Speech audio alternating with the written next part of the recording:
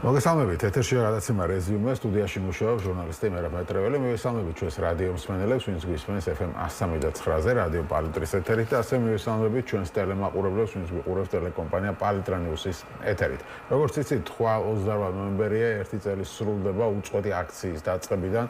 ეს არის ალბათ უპრეცედენტო მოვლენა, შეიძლება მთელი მსოფლიოს მასშტაბით, როდესაც ერთი წლის განმავლობაში ყოველ დღე იმართებოდა აქციები. ეს აქციები ზოგჯერ იყო მრავალრიცხოვანი, განსაკუთრებით პირველ ეტაპზე იცით, რამდენიმე თვე იყო ძალიან მრავალრიცხოვანი, მე შეიძლება ისეთ მრავალრიცხოვანი ყოველდღიური აქცია არ არის, მაგრამ აქცია ყოველდღე არის. 28 ნოემბერს კი გადაწყვეტილია, რომ კვლავ ბევრი ადამიანი შეიკრიბოს და კიდევ ერთხელ შეახსენოს ხელისუფლებას, რომ არ ეთანხმება მის პოლიტიკას, არ ეთანხმება იმ გადაწყვეტილებას, რომლებსაც ისინი იღებენ განსაკუთრებით ევროკავშირთან დაკავშირებით და ყვალინდელი აქცია ბევრ რამეს გამოაჩენს გაქრა თქვათ მოსახლეობაში ეს პროტესტი, შეეგუა მოსახლეობა ყველაფერს რაც ხდება თუ არა.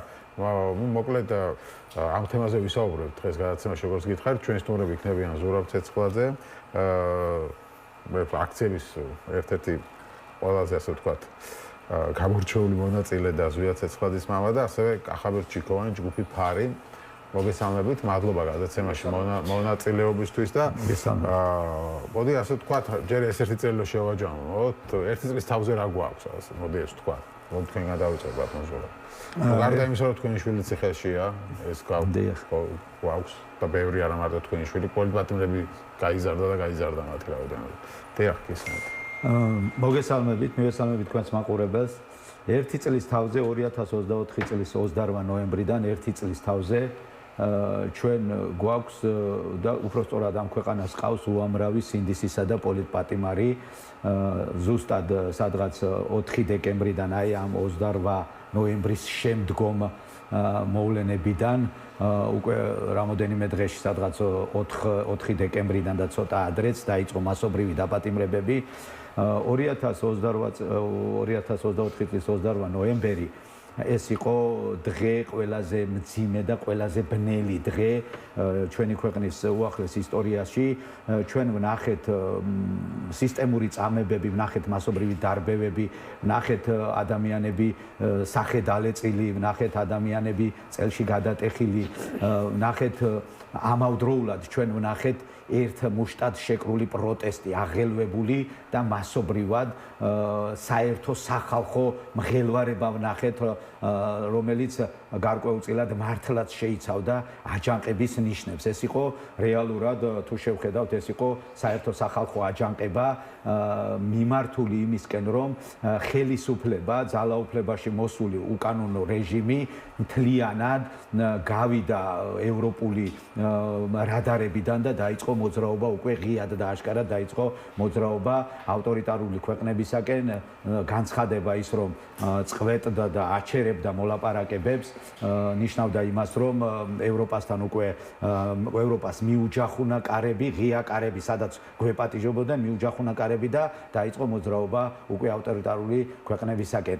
მერე მოხდა კიდე ძალიან ბევრი ცუდი რამ ამ ქვეყანაში, მავნებლური, დანაშაულებრივი, არ ვიცი რომელი ერთი ჩამოვთვალო, რუსული კანონი, ფარა, ოფშორების კანონი, ცვლილებები ადმინისტრაციულ სამართალდარღვევათა კოდექსში, დამძიმებული სისხლის სამართლის კოდექსი, ჩაბნელებული და სასამართლოდან გამოძევებული ტელევიზია და საინფორმაციო საშუალებები, ჩამორთმეული ხმები ჩვენი ემიგრანტებისათვის და ასე შემდეგ. ანუ უამრავი მავნებლური ანტისახელმწიფოებრივი ქმედებები განხორციელდა ამ დროს და სწორედ ამ პირობებში, ასეთი რეპრესიების, ასეთი დიდი მსხვერპლის პირობებში, ამ შემთხვევაში თავისუფლებას შეწირულ ადამიანებს გულისხმობ, პროტესტი არ გაჩერებულა, პროტესტი ვერ დაამარცხეს, პროტესტი იყო და იქნება კიდევ ვიდრე ამ ქვეყანაში ცვლილებები არ მოვა. ეს რატომ არის იცით მნიშვნელოვანი, იმიტომ რომ რეალური პრობლემებიდან გამომდინარე გამოდის ხალხი ქუჩაში, ეს არ არის ხელოვნური რაღაცა, რომ აი რაღაც ერთჯერადად მოვაკვარახჭინეთ ეს აქცია და უკვე მიზეზი და მიზანი არ არსებობს და დავიშალეთ და წავედით სახლში. ეს ერთი წელი უპრეცედენტო მაგალითია, არ ვიცი მსოფლიო ისტორიაში, რომ ნებისმიერ ავტორიტარულ რეჟიმს, რომელსაც სურს დიქტატურა ჩამოყალიბდეს, არ შეეგუა საქართველოს მოსახლეობა და მაქსიმალურად დიდი ხნის განმავლობაში ჯიუტად, ხან ხისტად, ხან მრავალ რიცხოვნად, ხან მხოლოდ აქტივისტების ამარა დარჩენილი, მაგრამ ბრძოლა უკომპრომისოდ და ბრძოლა შეუპოვრად გააგრძელა რეჟიმის წინააღმდეგ. ერთხელ და სამუდამოდ ყველა მიცოდოს, რომ ამ ქვეყანაში დიქტატურას ვერ გაამყარებენ და ეს პროტესტი გაგრძელდება, სანამ ამ ქვეყანას არ ჩატარდება სამართლიანი არჩევნები, სანამ ეს ქვეყანა არ დაადგება ევროპულ რელსებზე, სანამ ამ ქვეყანას არ ეყოლება პოლიტპატიმრები და სანამ ამ ქვეყნის თავისუფლება და დამოუკიდებლობა საფრთხის ქვეშ იქნება, მანამდე ჩვენ აუცილებლად ვიდგებით ქუჩაში და ვიბრძოლებთ ბოლომდე. ჩვენ ჩანვართ ევროპის რადარებზე. პროტესტი რომ არ იყოს, საქართველოს არსად არ იქნება განსაკუთრებით ევროპის რადარებზე და მხოლოდ გამოჩნდებით რუსეთის, ჩინეთის, ირანის და იმ არ ვიცი ჰამასისთან და იმასთან მეგობრობა უკვე ჰეზბოლასთან მეგობრობა აღარც მინდა ვთქვა და ის აღარც მინდა გავიხსენო ჩვენი თვითმარქვია პრემიერ-მინისტრი რომ იჯდა ირანის პარლამენტში და სიკვდილი ამერიკას რომ ესე გულგრილად უსმენდა. ძალიან მახარებს ის რომ ის ირგვლივ მჯდომების ბედი ვიცით სულ ყველამ რაც გაიზიარეს, მე არ უსურვებ ჩვენს ახალგაზრდა თვითმარქვია პრემიერს ამას, მაგრამ მინდა გაითვალისწინოს ისიც, რომ სწორედ მისმა ქმედებებმა მიიყვანა ჩვენი ქვეყანას, მშვიდობა მოუშალა, წესრიგი მოუშალა და ომის საშიშროების წინაშე მართლა დაგვაყენა, როცა დაგვაპირისპირა ცივილიზებულ სამყაროს და დაგვამეგობრა ტოტალიტარულ, დიქტატორულ, ტერორისტულ სახელმწიფოებს. გასაგებია, კახაბერ ჩიქოვანი, ჯგუფი ფარი, კიდევ ერთხელ მოგესალმებით. თქვენი შეფასება როგორია? ერთ წლის თავზე რა გვაქვს, რა მივიღეთ? დღეს რა და სად ვართ ასე? ხო, ერთი წელი გავიდა უკვე და 28 ნოემბერი იყო ზუსტად ერთი წლის უკან ის მნიშვნელოვანი თარიღი, რომელმაც გამოიწვია ის პროცესები, რაც საქართველოში დღემდე მიმდინარეობს და აქ უმნიშვნელოვანესია ერთი რამ, რაოდენ სამწუხაროც არ უნდა იყოს და ალბათ ყველას გვერჩივნა, რომ ეს არ მომხდარიყო, ანუ 28 ნოემბერს ეგრეთ წოდებულმა ხელისუფლებამ მართლმა პარტიამ საბოლოოდ ჩამოიხსნა ნიღაბი და შეუდგა ოფიციალურად იმ გზას, რა გზაზეც ალბათ შეპარობით მაინც იდგნენ მთელი ამ 13 წლის განმავლობაში. ეს ყველამ დაინახა და ალბათ ეს ერთის მხრივ კარგია, თუმცა მე ისევ და ისევ ვიმეორებ, რომ ჯობდა რომ ეს არ შეეგუა ვითარებას ხალხი ხო 28 ნოემბერს როგორი სიბრაზე გამოიწვია გვახსოვს ერთმა ნათქვამა პრემიერის რომ აი გადავდებთ 2028 წლამდე გუშინ ფაქტობრივად გუშინ წინ გერმანიის ელჩმა გითხრა რომ დამთავრებულია საქართველოს ფაილი დახურულია და არავის რეაქცია აღარ აქვს ხალხი შეეგუა უკვე ამას არა ამას ვერ ვიტყვი ევროკავშირის თემა დაიხურა ჩვენ ხო არა ამას ვერანაირად ვერ ვიტყვი აქ შეგუებაზე ლაპარაკი არ არის იმიტომ ჩვენ ვხედავთ ხო პროცესებს რა არ არის იცით რა თქმა უნდა შეიძლება ეხლა ჩვენ გვინდა ყველას რომ მთელი ამ ერთი წლის განმავლობაში ეხლა 100,000-იანი აქციები ყოველდღიურად ვერ გაიმართებოდა ხო აქ დაღლილობა არის იქ უამრავი ყოფითი პრობლემა არის რომელსაც ხალხი უმკლავდება ყოველდღიურად და ძალიან დიდ სირთულეს აწყდება ყოველდღიურ მის ცხოვრებაში ხო შესაბამისად ის რა პროცესებიც მიმდინარეობს და ის უწყვეტად მიმდინარე ეს ერთწლიანი აქცია ზუსტად მაგას გვეუბნება რომ კონსოლიდაცია ჩვენ დავინახეთ რა ქართული საზოგადოების ჩამოყალიბებული ქართული საზოგადოება დავინახეთ მე ყოველ შემთხვევაში ამას ვხედავ ანუ 28-ის მერე არ მომხდარა არც კონსოლიდაცია და არც ჩამოყალიბება ჩამოყალიბებული იყო ქართული საზოგადოება მას მკაფიოდ ჰქონდა განსაზღვრული სად და როგორ უნდა წასულიყო და განვითარებულიყო საქართველოს და ეს არის ზუსტად ამის დღევანდელი ასე ვთქვათ ამბავიც რაც დღეს ვითარდება ხო კი გასაგებია რომ ეხა ზოგს და უმეტესწილად ალბათ ჩვენ თითოეულ ჩვენთაგანი წუხართ რომ ეს ამდენ გაიწელა ერთი წელია პროცესი მიდის კიდე დასასრული ამას არ უჩანს მაგრამ ну მოსემ 40 წელი ატარა ხო ერი უდაბნოში და მე იმედი მაქვს 40 წელი ჩვენ არ დაგვჭირდება და ძალიან მალე დავასრულებთ ამას ყველაფერს და ეს იქნება საერთაშორისო საზოგადოებას მხარდაჭერით აუცილებლად და იმ ჩვენი უდიდესი ძალისხმევით და იმ ჩვენი უდიდესი სიჯიუტით რომლითაც ჩვენ აი ეს ერთი წელია უკვე ქუჩაში ვდგევართ ხო უამრავი სინდისის პატიმარი, პოლიტპატიმარი, რა ვიცი და ოპოზიციური სპექტრის ლიდერების 80% 90% ციხეს ზის და დაჭერილია პოლიტიკა საერთოდ აღარ არსებობს ქვეყანაში. ანუ დარჩა მართველი ძალა, ეგრეთ წოდებული რუსული, ქართული ოცნება, რომელიც რეალურად რუსული ოცნება არის და ზუსტად არის იმ კომუნისტური პარტიის გადმონაშთი, რაც საბჭოთა კავშირში იყო წლების უკან და დარჩა სამოქალაქო საზოგადოება.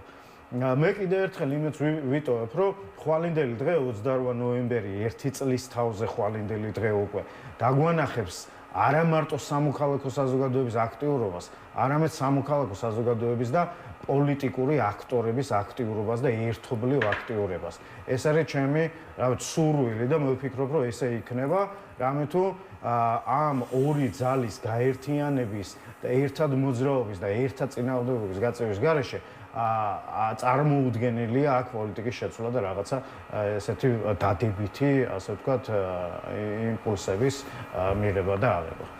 გასაგებია, ხვალინდელი აქციის მნიშვნელობაზე რო გითხრათ ორი სიტყვა, რამდენად მნიშვნელოვანია ხვალინდელი აქცია და რა მნიშვნელობა აქვს მას?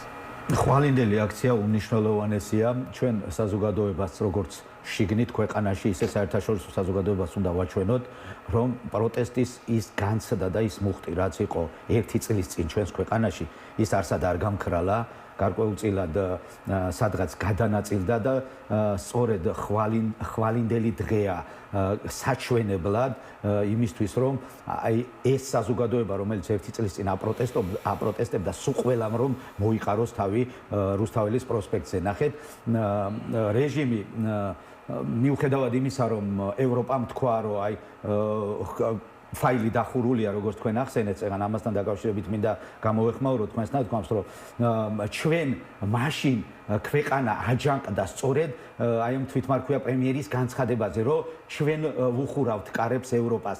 ეხლა ევროპა გვეუბნება, რომ ფაილი დახურულია, მაგრამ ნახეთ მათი პროპაგანდა როგორია, რაღაც წითელი ხაზი მაინც აქვთ იმ თემასთან ახლოს და სულ ამბობენ, რომ 2030 წელს ევროკავშირში შევლენ და აი ყველაფერს გააკეთებენ იმისთვის, რომ ევროკავშირში შევლენ. აბა მოვიდნენ და გაბედონ და თქვან ეხლა, რომ ევროპამ ფაილი დახურა, კი ბატონო, ჩვენც ვარს ვაცხადებთ, აღარ შევდივართ ევროპაში, ვაცხადებთ ნეიტრალიტეტს და ასე შემდეგ. ანუ იციან, რომ ეს თემა იმდენად სენსიტიურია საქართველოს და ქართული მოსახლეობისთვის, რომ მათი მომხრეების დიდ უმრავლესობას დაკარგავენ და მაშინვე მიხვდებიან, რომ ამ ქვეყანას რუსეთში ვერ წაიყვანებენ და სწორედ იმ წითელ ხაზს იცავენ და ამის გამოა რომ ვერაფერს ვერ ამბობენ ევროკავშირთან დაკავშირებით, რომ აღარ მიდიან ამას ღიად ვერ ამბობენ, იტყვიან და მიიღებენ იმ აჯანყებას და იმაზე უფრო დიდ აჯანყებას, რაც 2024 წლის 28 ნოემბერს დაიწყო.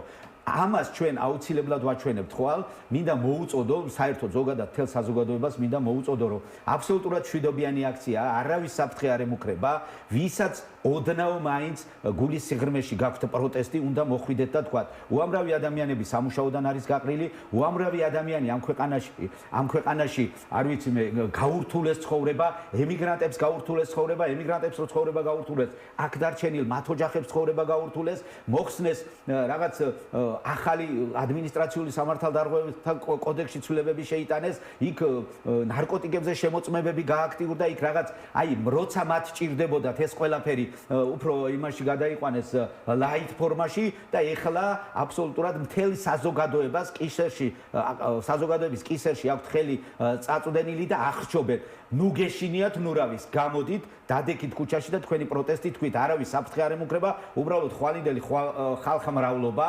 იქნება სიგნალი ევროპისადმი, განსაკუთრებით და დასავლეთისადმი, რომ პროტესტი ძალაშია, პროტესტი დუხს და პროტესტი საჭირო მომენტში აუცილებლად მიიღებს რაღაც პიკურ მდგომარეობას და აი მაშინ დადგება უკვე მომენტი ამ ქვეყანაში ცვლილებების მოტანის. კიდევ ერთხელ მოგიწოდებთ ყველას მასობრივად, აქტიურად ხვალ ვიწყებთ უკვე სიმართლე გითხრათ რაღაც ახალი აღზევების ტალღა და მგონია რომ დაიწყება, ხო ახალი ტალღა დაიწყება. ახალი ტალღა დაიწყება დარწმუნებული ვარ. ბევრი საუბრობს დაღვაზე და ასე შემდეგ. პროტესტი დაიღალა ხალხი. პროტესტი არ იღლება, პროტესტი ნახეთ დრო და დრო რაღაც ფორმით ისვენებს, ნეიტრალდება რაღაც ფორმით, მაგრამ არსად არ გამქრალა და საზოგადოებაში არის. ახალი ტალღა დაიწყება, ხვალ უკვე 19 საათზე რუსთაველი შოთარ უпроსტორად თესეუს ეზოში ვიკრიბებით და მარშით, პროტესტით მივემართებით რუსთაველის პროსპექტისაკენ, ყველას მოგვიწევდებთ რომ მოხვიდეთ და ყველას მოგიწოდებთ რომ სწორედ ხვალინდელი დღიდან დავიწყოთ რაღაც ახალი ფორმებით, რაღაც ახალი აღკინებით, რაღაც ახალი ძალებით პროტესტის აღორძინება, პროტესტის გაჯანსაღება და ჩვენება ყველას წერსაც და მოყვარესაც უნდა ვაჩვენოთ რომ ვიბრძვით ბოლომდე, ვიბრძვით გამარჯვებამდე, ვიდრე ამ ქვეყანაში ცვლილებები არ მოვა, ვიდრე ამ ქვეყანაში როგორც უკვე აღნიშნე, თავისუფლებას და დამოუკიდებლობას გარანტირებული არ გვექნება და ევროპული მომავალი და პოლიტპატიმრები საკუთარ ოჯახებში არ დაგვიბრუნდებიან, მანამდე მასობრივი, ხალხმრავალი, გაბედული და რა ვიცი მე, თავგანწირული და თავდადებული ბრძოლაა საჭირო ქუჩაში მოგიწოდებთ ყველას ამ დღეს რო განვიხილოთ. თქვენ რას ფიქრობთ ხვალინდელი დღის აქციაზე და რამდენად მართლაც გონიათ რომ შეიძლება ამ დღემ რაღაც ახალი რესტარტი მისცეს პროტესტს თუ უკვე ვთქვათ ამ ეტაპზე პროტესტი უფრო მაინც მინავლებისკენ არის წასული. იცით რა, კიდევ ერთხელ რა ვიცი მე მაინც ვფიქრობ რომ პროტესტი პროტესტი არსად არ წასულა რა. პროტესტი ვერსად ვერ წავიდო და ვერ გაქრებოდა, ხო? ერთ-ერთი მიზეზის გამო რომ პროტესტის გამომწვევი მიზეზი არ განეიტრალებურა, ხო? არ შეცვლილა არაფერი. ხო, ამბობდნენ შეეგუა შეიძლება ხალხი. არა, ვერ შეეგუები ამას. როგორ შეიძლება შეეგუა? უსამართლობა შეიძლება შეეგუო? ჩაგვრა შეიძლება შეეგუო?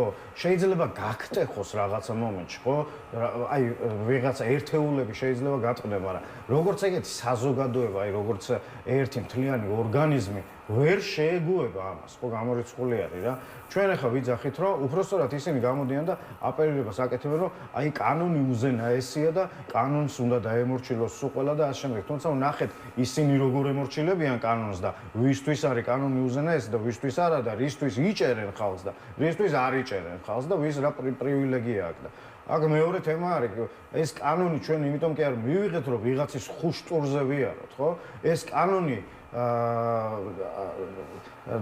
საზოგადოებამ შექმნა იმისთვის, რომ მან თავი დაიცვას, ხო? უფრო დაცულად იგრძნოს თავი, ხო?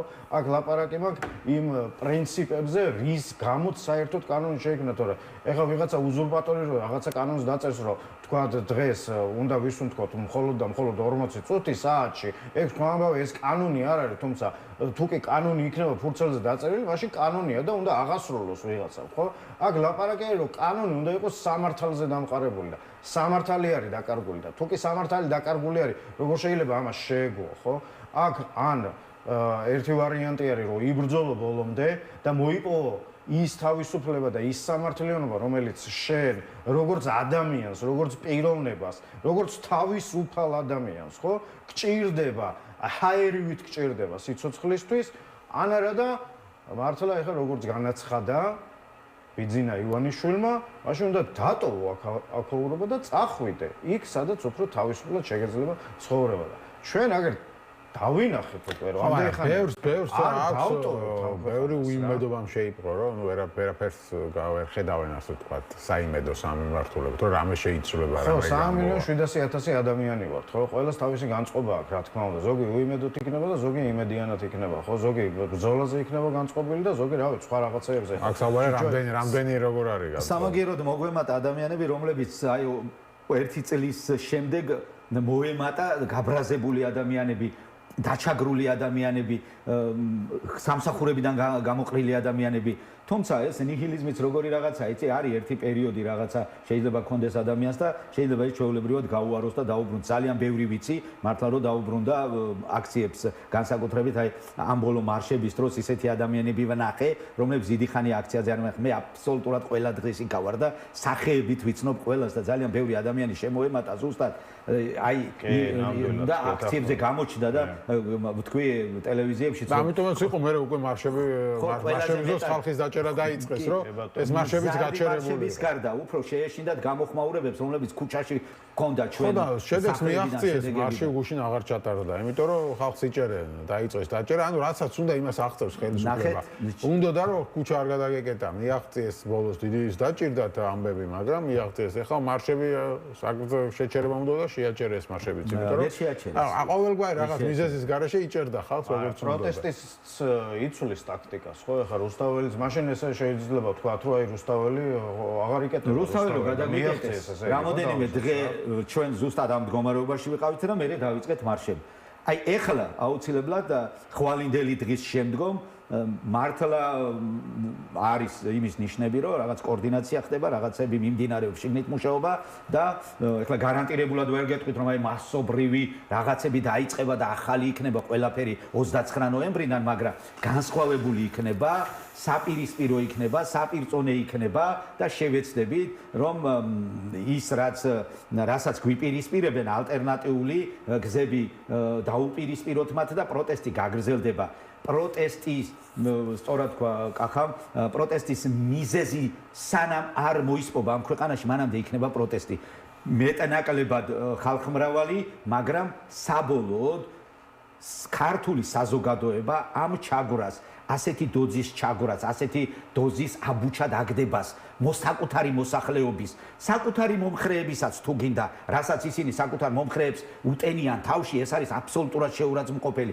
ბოჟაძე გამოდის და ამბობს, რომ არსად არ მინახავს და არ გამიგონია ნაცემი ადამიანები, აი 28 ნოემბერს არ მინახავსო, სახე დალეწილი 100-მდე ადამიანი პარლამენტში სახე დალეწილი შევიდა ხაბეიშვილი და იჯდა პარლამენტში უყურებდა და რადონის უტიფარი უნდა იყო რომ შენს და რადონის ასეთი ცუდი წარმოდგენა გქონდეს შენს ამომრჩეველზე და მხარდაჭერზე რომ ასეთ რამეს უტენიდე. დარწმუნებული ვარ, დიდი უკმაყოფილებაა თავიანთ მომხრეებშიც, თავიანთ მომხრეებში და ამომრჩევლებში დიდი უკმაყოფილებაა, იმიტომ სწორედ გადაწყვიტეს რომ ერთპარტიული არჩევნები ჩაეტარებინათ, იციან რა მხარდაჭერა აქვს ქვეყანაში და ეს ჩვენი საერთაშორისო მდგომარეობაც გარკვეულწილად ჩამოყალიბდება რაღაც მიმართულებით, საერთაშორისო სიტუაციაც შეუწყობს ხელს დარწმუნებული ვარ ახლო მომავალში და ადამიანები, რომლებიც გასულ წელს 28-ში იდგენ ქუჩაში, მასობრივად გამოვლენ ქუჩაში და ამას ექნება რაღაც მაქსიმალური ამპლიტუდას მიაღწევს და შედეგები აბსოლუტურად სხვანაირი დაიდება პროტესტის თვალსაზრისით. აქედან გამომდინარე, აუცილებლად ახლო ხანებში ელოდონ ჩვენ საპირისპირო ნაბიჯებსაც. ანუ რაღაც განსხვავებულიც იქნება. თქვენც მითხარით, სულ ერთი წუთი გვაქვს, აი იმედს რა გაძლევთ ასე. ხო, მე მინდა ზურას პათოსით გავაგრძელო, რომ მნიშვნელოვანია ხვალ კიდევ ერთხელ შევიკრიბოთ რა ისევ რომ დავანახოთ, როგორც ჩვენ დავინახოთ ისევ ერთმანეთი რა, ასევე ჩვენს მეგობრებს და პარტნიორებსაც დავანახოთ, რომ ეს ხალხი არსად არ წასულა რა, საქართველოს ზუსტად ისეთივია, როგორც იყო 3 წლის უკან, 4 წლის უკან და წლების განმავლობაში და ესეთიც დარჩება და ვიქნებით ზუსტად იმ ფასეულობების ასე ვთქვათ გამზიარებლები, მომხრეები და დამცველები, რომლისკენაც ვისწრაფვით და არა ქართული ოცნების ფასეულობებისკენ და რაც შეეხება რა მაძლევს იმედს ისევ და ისევ მაძლევს ეს პროტესტი და ამავდროულად აუცილებლად ჩვენ ახალ ეტაპზე გადავდივართ პრინციპში. შეიძლება ითქვას, იცით რა, ტურბულენტობა როგორც სამოქალაქო საზოგადოებამ, ასევე პოლიტიკურმა საზოგადოებამაც გაიარა უკვე და შესაბამისად რაღაცა დაალაგებები მიმდინარეობს. ამ დაალაგებებს აუცილებლად მოყვება რაღაც კრედიტი ნაბიჯები. მადლობა დიდი ზურაბ ცეცხლაძე და კახაბერ ჩიქოვანი იყვნენ ჩვენი სტუმრები. შეგახსენებთ, ხვალ 28 ნოემბერს ერთი წელი სრულდება უწყვეტი აქციების დაწყებიდან და კვლავ დიდი აქცია არის დაანონსებული. ჩვენ გვაქვს რეკლამა, რეკლამის შემდეგ უკვე 4 ოქტომბრის საქმეზე ვისაუბრებთ, დაპატიმრებულებზე. ადვოკატი იქნება ჩვენი სტუმარი ბექა ბასილაია, ასე რომ დაგველოდეთ.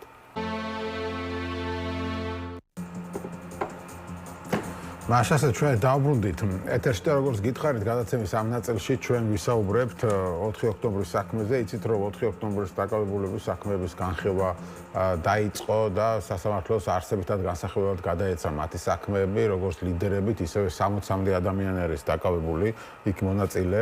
დღეს მაგალითად 13 მათგანის საქმის განხილვა იყო და შესაბამისად ეს თემა კვლავ აქტუალურია და გითხანს იქნება კიდევ აქტუალური და ბურჭულაძე გამოვიდა და თქვა სასამართლოზე, რომ პროვოკაციებს ჰქონდა ადგილი, ისინი საერთოდ არ აპირებდნენ ძალადობრივად ათონელის სასახლის აღებას, ეს იყო რაღაც სიმბოლური განცხადება გასაღების ჩაბარებასთან დაკავშირებით, იქ უნდა მისულიყვნენ, მშვიდობიანად დამდგარიყვნენ და შეიძლებოდა თქვა ძალოვანებიც გადმოსულიყვნენ მის მხარეს, მან ახსენა სიტყვა ღალატის და ასე შემდეგ.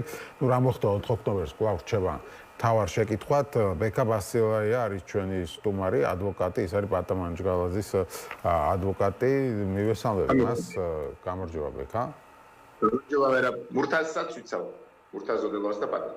კი ბატონო, მურთაზოდელოს და პატა მანჯგალაძის ადვოკატი. ბექა, აი შენი ამ დღეებში რაც მოვისმინეთ ახლა, იქ სასამართლოზე განცხადებები ვნახეთ უკვე როგორც ლიდერების, ისე იმ ადამიანების, ვისაც დღეს ასამართლებენ, შენი გადმოსახედით რა მოხდა რეალურად 4 ოქტომბერს, ეს ერთი თემა და მეორე თემა არის რეალურად რა მტკიცებულებები აქვს პროკურატურას იმ საქმეებზე, რასაც ედავება მათ. ხო, ეს არის რაღაც სახელმწიფო მნიშვნელობის შენობის ხელში ჩაგდება, ასეა როგორც ვიცი ფორმულირებული. კი ბატონო, მე მოკლედ ამ გუშინმეერმა და დღევანდელმა დღემ გვაჩვენა, რომ ის რაც უნდა წარმოაჩინოს ქართულ ოცნებას, რომ თითქოს და 4 ოქტომბერს რაღაც ძალადობრივი აქცია, რაღაც ძალადობრივი ქმედებები იყო დაგეგმილი და განხორციელებული, ეს პროპაგანდა წყალში ჩაეყარათ. 4 ოქტომბერს იმაზე ბევრად ნაკლები ხარისხის კონფრონტაციას ჰქონდა ადგილი, ვიდრე ნოემბერ-დეკემბრის მოვლენებითაც. თუმცა მიმაჩნია, რომ არც ნოემბერ-დეკემბერში არ ჩაუდენი ადამიანებს იქ განაშეულდა, ბუნებრივია არც 4 ოქტომბერს. იმაზე, რაც ქართული ოცნება საუბრობს, რომ იყო პრეზიდენტის სასახლის დაკავების მცდელობა, ამასთან დაკავშირებით კი ჩვენ სცენაზე მურთაზოდელოვასგან მოვისმინეთ და შემდეგ მეც იმ აქციის მონაწილე ვიყავ 4 ოქტომბრის და ორბელიანის მოედნისკენ მეც დავიზარი, იქ იყო საუბარი პრეზიდენტის სასახლის გასაღების ჩაბარებაზე. იმ სიტყვაში არავითარი ძალადობრივი მურთაზის მხრიდან არ ყოფილა გაჟღერებული და რაც ბატონი პატა უკვე გუშინ პროცესზე საუბრობდა, იყო ამ უზარმაზარი ხალხის მოძრაობის შედეგად მოლოდინი ჰქონდაო, რომ სახელმწიფო სტრუქტურების წარმომადგენლები დადგებოდნენ ხალხის მხარეს და არა ბიძინა ივანიშვილის მხარეს და რაიმე ტიპის ძალადობა ბუნებრივია არათუ გეგმაში გაფიქრებითაც არ ყოფილა და ამაზე მეტყოლებს შემდეგი მე პროკურორებს გუშინ ვეკითხებოდი, მოსამართლეებს გუშინ ვეკითხებოდი, რაც მასალაა წარმოდგენილი. აი ერთი კადრი მაინც თუ არსებობს, რომ მურთაზოდელავა პატა ბურჭულაძე გადაადგილდება რამდენიმე დაკუნთულ მამაკაცთან ერთად, აი ისეთ პირებთან ერთად, რომ აი აღქმა გაგვჩენოდა, რომ ესენი პრეზიდენტის სასახლის შტურმისთვის არიან დღეს აქ შეკრებილი. ან ერთი კადრი, ან ერთი ჩანაწერი მაინც თუ არის, სადაც ადამიანები ერთმანეთს უბრობენ და იგეგმება აი რომელი მხრიდან მოხდეს შეტევა პრეზიდენტის სასახლეზე და ასე შემდეგ. მსგავსი რამ არ არსებობს. მხოლოდ და მხოლოდ რაც კითხე მტკიცებულებები რა არისო, მხოლოდ და მხოლოდ ის არის მტკიცებულება წარმოდგენილი, რაც თქვენ, მე და მარტივი ქართული ოცნების წარმომადგენლებმა პირდაპირ ეთერში იხილა. იმის მიღმა მტკიცებულება არაფერია წარმოდგენილი, მაქსიმუმ ამ საქმეს, მაქსიმუმ კვალიფიკაცია შეიძლება ყოფილიყო ამ სტრატეგიული მნიშვნელობის ობიექტის დაკავება, ბლოკირების მცდელობაც არა. აი არც ვიცი უვარგისი მცდელობაა ეს, თუ თქვა სისხლის სამართლებრივ შეფასებას მივუძეთ ეს დაახლოებით ისეთია, საფანტის თოფი რო გაისროლოთ თვითმფრინავის ჩამოსაგდება და აი რამდენიმე კილომეტრზე რომ მიფრინავს თვითმფრინავი, აი ამ ჟანრის არის ეს ბრალდება და რაც შეეხება ის 225 მუხლები, ძიმე მუხლები რაც არის წარდგენილი, როგორც ჩემი დაცვის ქვეშ ყოფილი პირების მიმართ ისევე სხვა მოქალაქეების მიმართ, ეს აბსოლუტურად იქიდან გამოწვეული.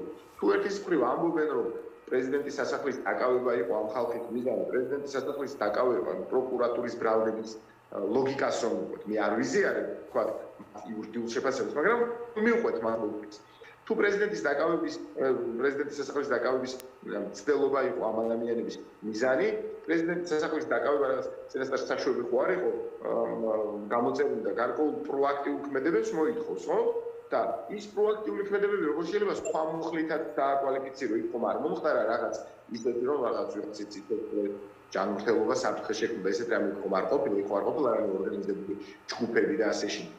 შესაბამისად და ეს მუხლები არის ნაკლებად ძიმე კატეგორიის არის ეს პრეზიდენტის სასახლის დაკავების მცდელობა და ასეთ საქმეზე არ შეიძლება ვინმე ციხეში იმყოფებოდეს. ამასთან ერთად რაც ძალიან მნიშვნელოვანია, მე თუ გუშინ რა თქმა უნდა იმ დათქმით რომ ილუზია არ მქონდა რომ კობახიძის სასამართლოში დაკითხვის შუამდგომლობას ვინმე დამიკმაყოფილებდა ლევანდოვის სასამართლოს პირობებში, მაგრამ რა არის მნიშვნელოვანი?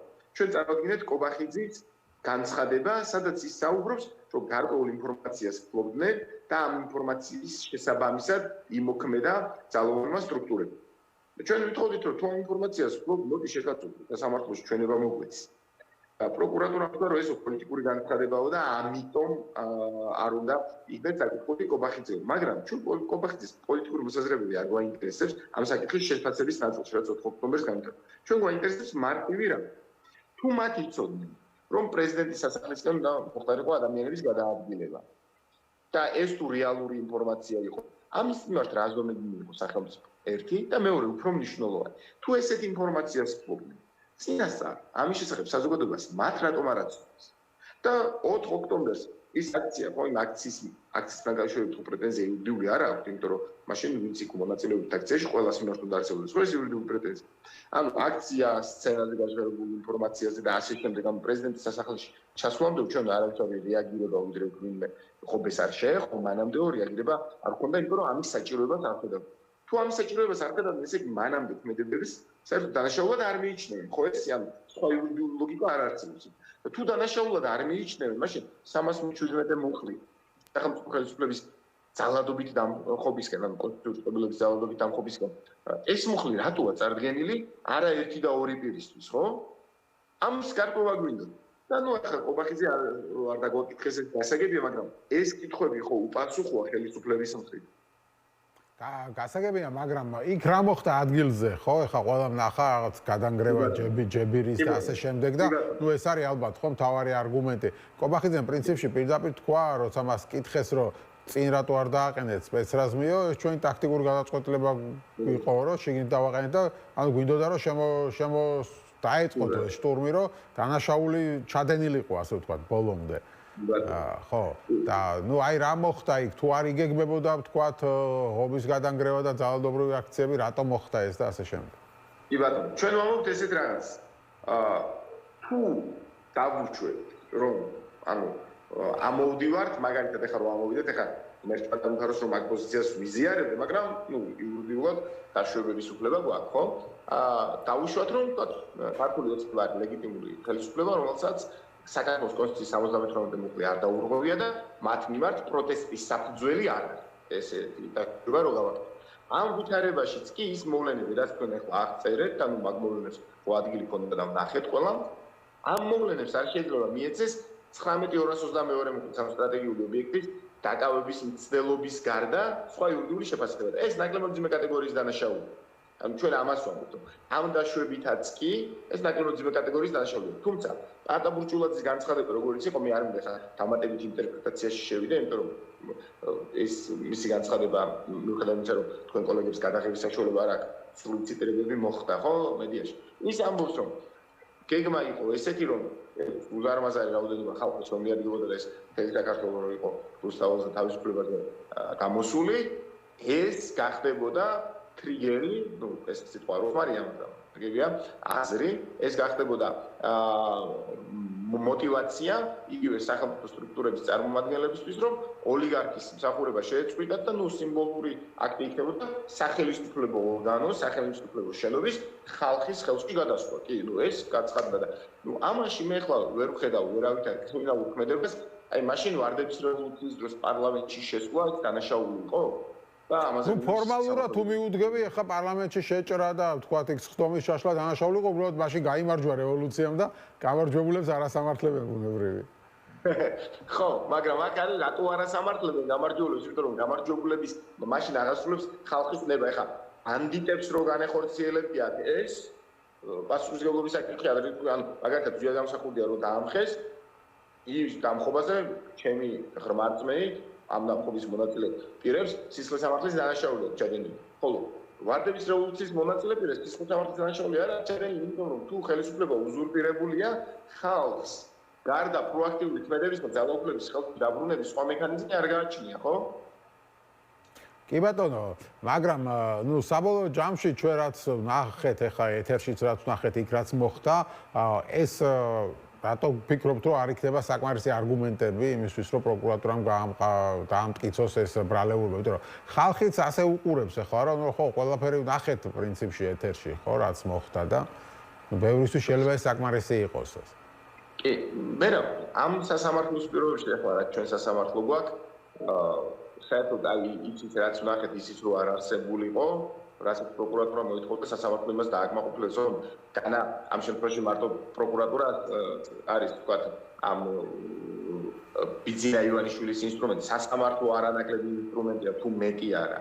ხო, შესაბამისად ამ მტკიცებულებებზე საუბარი აქ მხოლოდ და ის განხილვები იურიდიული კაზუისტიკა მხოლოდ იმიტომ მომყავს, რომ საზოგადოებისთვის იყოს ნათელიდან. მაგათ რას ვამბობ, იმ დარჩებითაც კი, ანუ ის ადამიანი, ვინც ფიქრობს, ახლა მაგალითად მოსამართლე რო იყო, შემიშინაგან ერთმენ არის, რომ ქართულ მოგწევა უღალა და საქართველოს ის წინააღმდეგ მიდის, შესაბამისად მის წინააღმდეგ გადაგმული ნაბიჯები, ამას მართლზე მიექმედება ხედავ. თუმცა თუ დავუშვებთ, რომ აი თქვა ობიექტური მოსამართლე ყავს, რომელიც კანონს ესეხედავს და ქვეყანაში არსებულ ვითარებას, რომ ქართული ოცნების ლეგიტიმურობაში ეჭვი არ შეა. ასეთ შემთხვევაშიც კი 225 მილიონი, რომელიც არის მძიმე მუხა და რომელიც არის რეალურად ამ პატიმრობების საფუძველი, სახეზე არ მოაქვს. იმიტომ რომ თუ პროკურატურა ამბობს, რომ ეს იყო სტრატეგიული მნიშვნელობის ობიექტის დაკავების მცდელობა, ეს დაკავება ვერ მოხდებოდა რაღაც საშვები ხო არ იქნებოდა იქ გამოწერილი და ესე ხო არ მოხდებოდა იქ შეთქვა, ანუ დაკავება გულისხმობს გარკვეულ პროაქტიულ ქმედებას, ხო? ხო, აი ეს ღობის გადანგრევა არ არის, ასე ვთქვათ, საკმარისი ქმედება.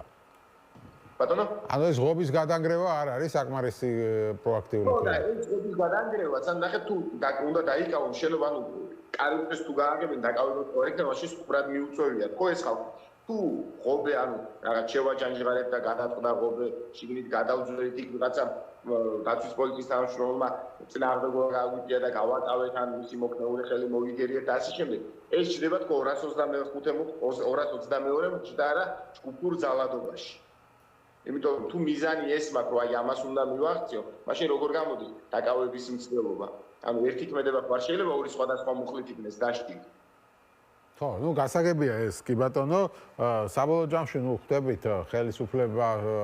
ხელისუფლება მიზანი რა არის აქ და რა იყო თქვა ხალხის მიზანი, მაგრამ ну გამოვიდა ის რაც გამოვიდა ჩვენ, რაც ნახეთ 4 ოქტომბერს, საბოლოო ჯამში ამ ყველაფერმა როგორ ფიქრობ პროტესტი დააზიანა თუ არ დააზიანა, იმიტომ რომ მურთაზ-ოდოვამას თქვა რომ ისე გამოვიდაო რომ ოპოზიციაცო ჩვენ წინააღმდეგ იყო თითქმის მთელი ოპოზიცია ხო თავის ამ გამოსვლაში განაცხადა სასამართლოზე.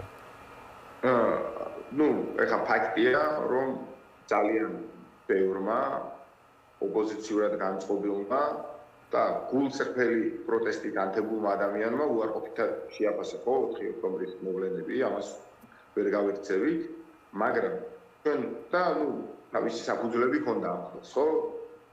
მე არ შევალ მათ განხილვაში.